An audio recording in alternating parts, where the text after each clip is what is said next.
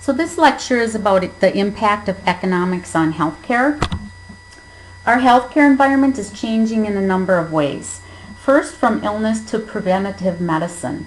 Insurance companies are including preventative exams to identify and treat patients early, and using managed care before acute services are required saves a great deal of money. Now we use phone triage and RN protocols like sliding scale Lasix or insulin. We're also changing from independent decisions to best practice. Evidence-based practice or best practice has established protocols within many disease processes such as congestive heart failure treatment plan. We're changing from inpatient to outpatient. Many procedures and surgeries are now outpatient rather than inpatient. They can include the services at an acute care setting and sending home patients like heart caths and stents. And we're also changing from payment methods to a managed care or prospective. We're moving away from independent cost setting. The federal government and private insurances are now managing their healthcare services, and payments are more closely monitored. Costs are controlled with fee schedules, fee for services, and pay for performance. And hospitals are now paid for improved outcomes like avoiding ulcers and infections. Healthcare is now more consumer driven. The public is more educated due to the resources that are available on the internet.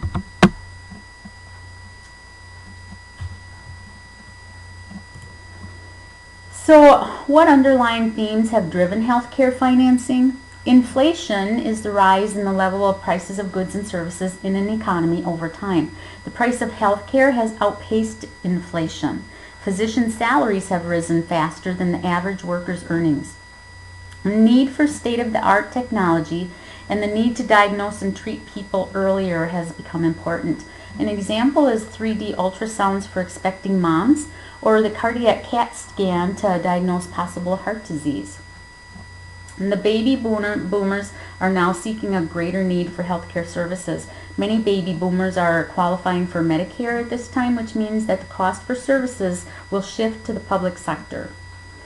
With greater technology and improved medications, people are living longer, which means we're beginning to see a shift to treating and caring for more chronic diseases, which may have killed people in the past, like congestive heart failure and diabetes. And new medications cost a great deal of money due to the planning, development, and trials that are involved. Prescriptions purchased within the United States are 50% higher than prices in other nations because of that. And to stay competitive, organizations now have to place greater funds in marketing and promotion of services. Close to 7% of healthcare expenditures are for administrative costs, which include accounts receivable, bill collecting, human resources, and a number of others. The public's attitude towards healthcare is reactive instead of preventative, but this is changing because of company programs and high deductible plans. And providers are now being compensated on how well a patient is successful with their chronic disease.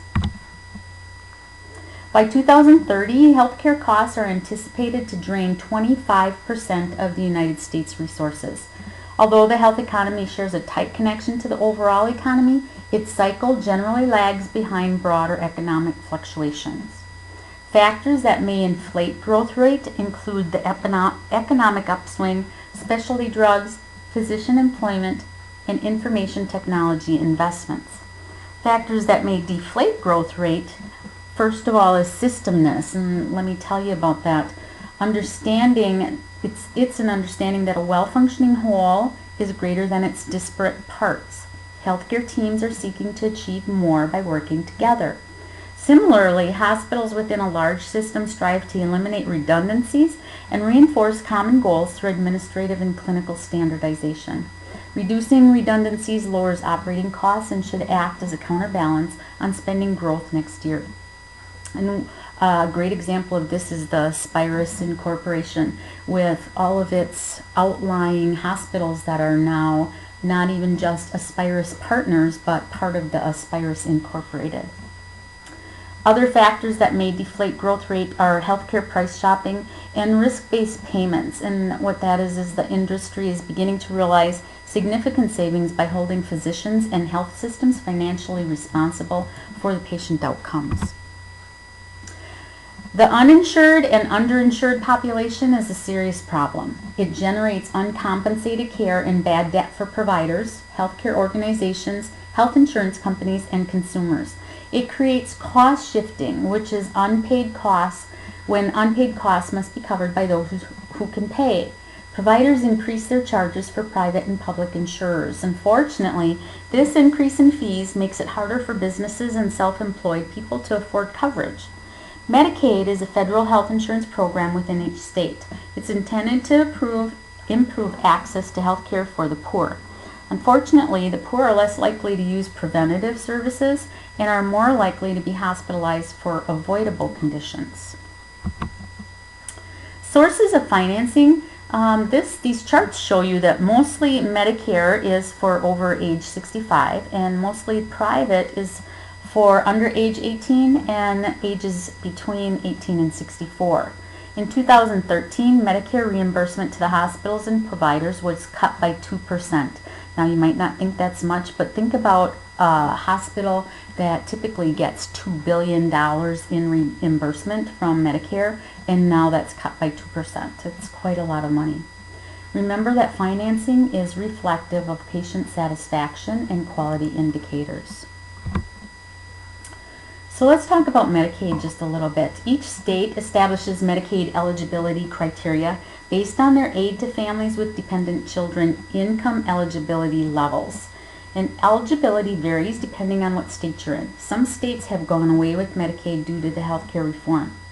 Badger Care Plus is for families with children and single adults or married adults who are under 64 years of age but have a low household income underneath a certain amount. Some of the Wisconsin Medicaid programs, community waivers, help elderly, blind, or disabled people live in their own homes or in the community rather than a state institution or a nursing home. Emergency Services Plan only covers medical services needed for the treatment of an emergency medical condition for documented and undocumented non-citizens. Family Care is a long-term care program for groups who are elderly, people with physical disabilities, or with developmental disabilities. Medicaid deductible plan can help if you have high medical bills and your income is over the Medicaid program income limits, but still not very high. Medicaid purchase plan provides health care for people with disabilities who work. Medicare Savings Program, it's also called the Medicare Premium Assistance, can help some people pay their Medicare Part A and B premiums, their coinsurance, and deductibles. Tuberculosis-related services help people who need treatment for TB. And the Well Woman Medicaid plan helps women who have been diagnosed with and are in need of treatment for breast and cervical cancer. Now, Medicare is the largest health insurance program in the United States. Medicare usage is on the rise due to the increasing elderly population and the baby boomers. It's a major factor in creating the federal budget deficit. Medicare only reimburses at a rate between 60 to 70% of the billed cost for services.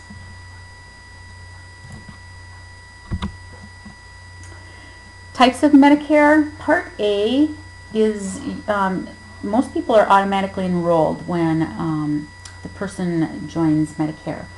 Most people don't pay a Part A premium because they paid Medicare taxes while they were working.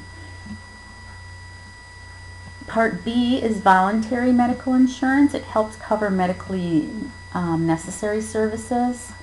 Part C is Medicare Advantage, another Medicare health plan choice that's offered by private companies and approved by Medicare. And Part D is for prescription drug coverage. And always remember, if you or a patient has questions about Medicare and what's covered and what's not covered, consult a discharge planner, a case manager, or a social worker. Federal reimbursement is critical because Medicare is the largest payer of hospital charges. DRGs, or diagnosis-related groups, are when each patient is assigned to a diagnostic grouping based on admission diagnosis.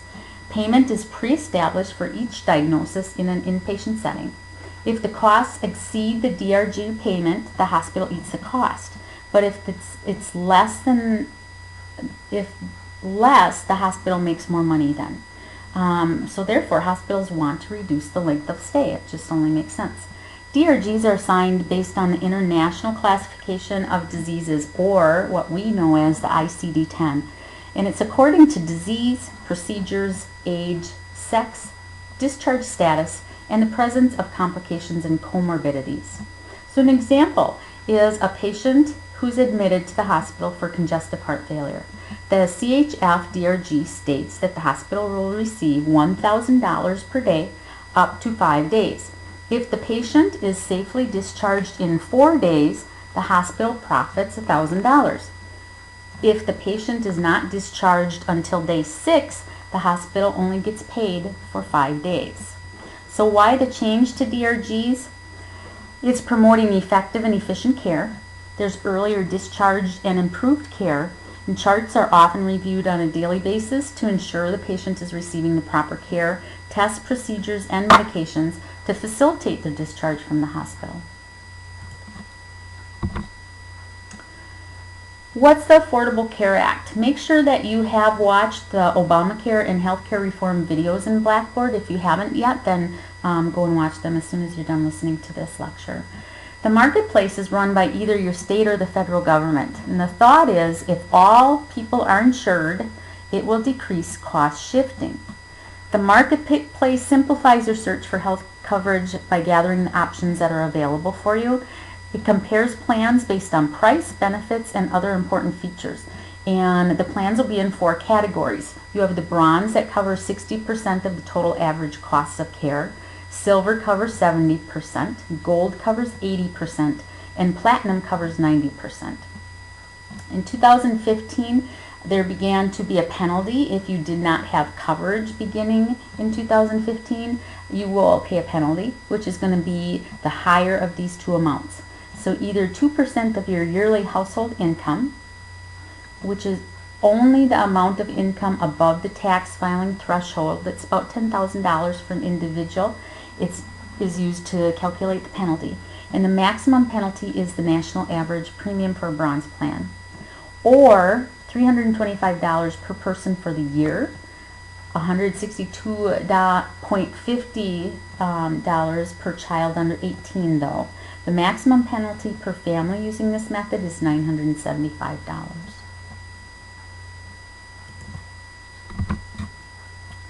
This was the projected change in healthcare coverage for residents in Wisconsin. And if you look closely at it, it really didn't change a whole lot other than the uninsured level went down and the Medicaid level went up.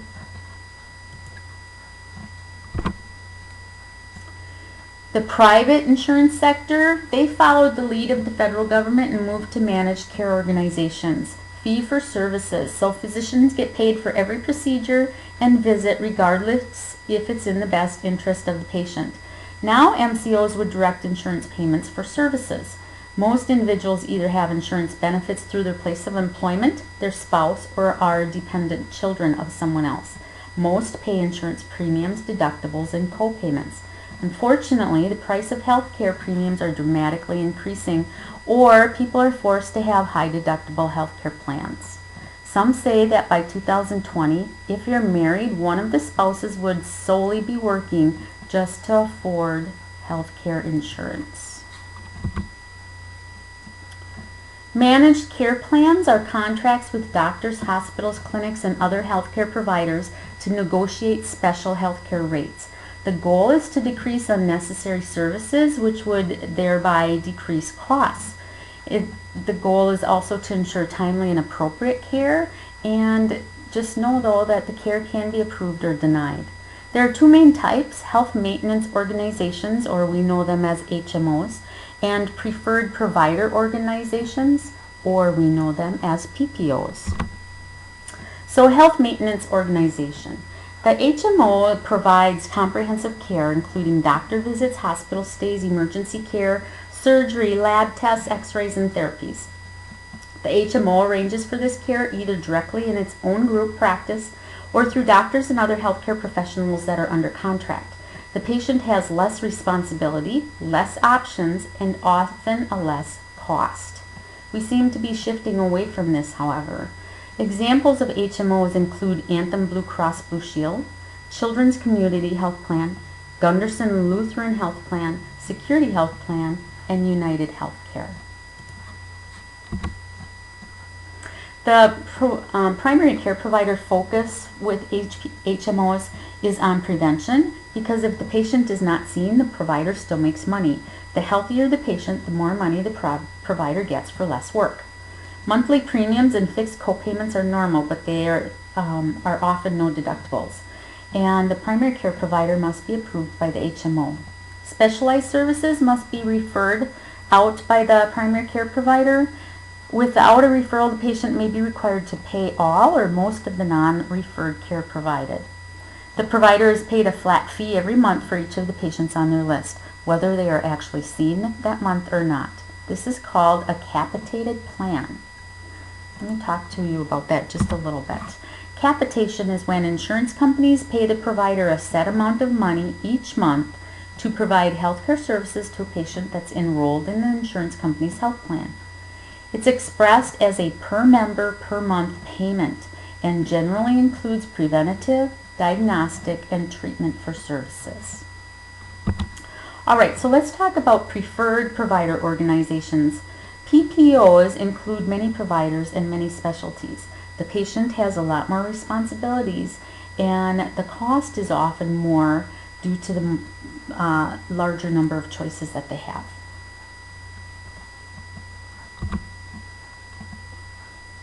Now, with PPOs, the healthcare agencies and primary care providers agree not to bill patients for the difference between their normal fees and what the insurance pays them. Patients may see any doctor within the PPO that's in the preferred network, which increases the amount of services and options to the patient. And individuals get to choose their primary care provider, but they may pay more if their PCP is not on the preferred list. A referral from a PCP is not required for specialty services.